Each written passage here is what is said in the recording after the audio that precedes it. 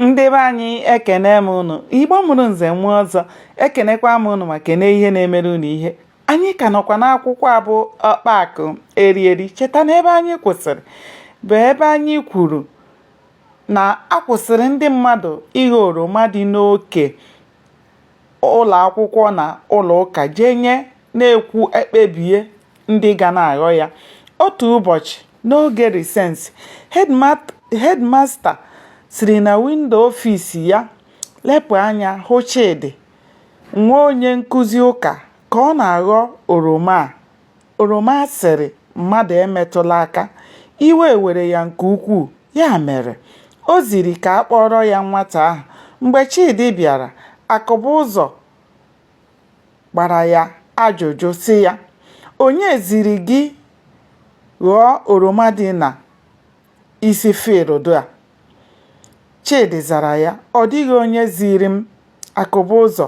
Ị nụrụ na a sịrị mmadụ emetụla ya aka?" Chidi: "Ee." Akụbụzọ: "Gịnị mere i jiri kachie ntị ghọọ ya?"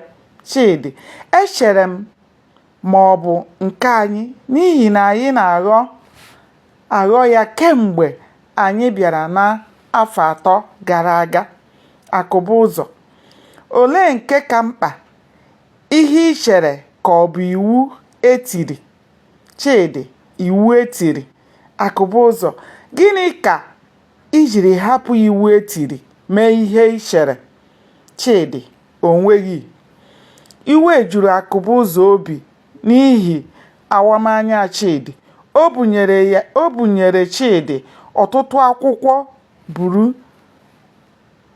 ma bulie ya elu, chiri aka abụọ elu malite n'elekere nke 12 nke ehihie ruo n'elekere 2.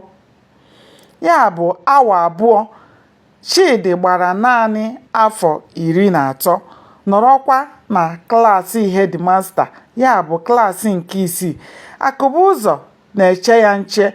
O kweghị ya megharịa ahụ, ọbụladị ịkọ ọkọ. Aka abụọ tikwapụrụ ya. O tiwere mkpu n'olu ike nke mere ka obi lọọ ọtụtụ mmadụ mmiri.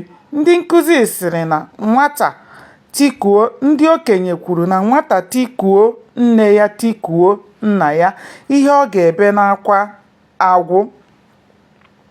N'ezie, Chidi kwara akwa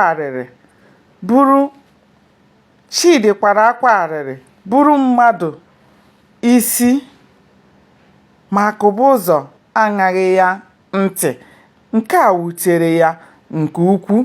Gbanịa na-esonyere m n'iru akwụkwọ abụ Mụta Asụsụ Igbo ka anyị chọpụta ihe mere n'ime akwụkwọ abụ ọkpakụ erieri. Ndewo, ka o mesịa.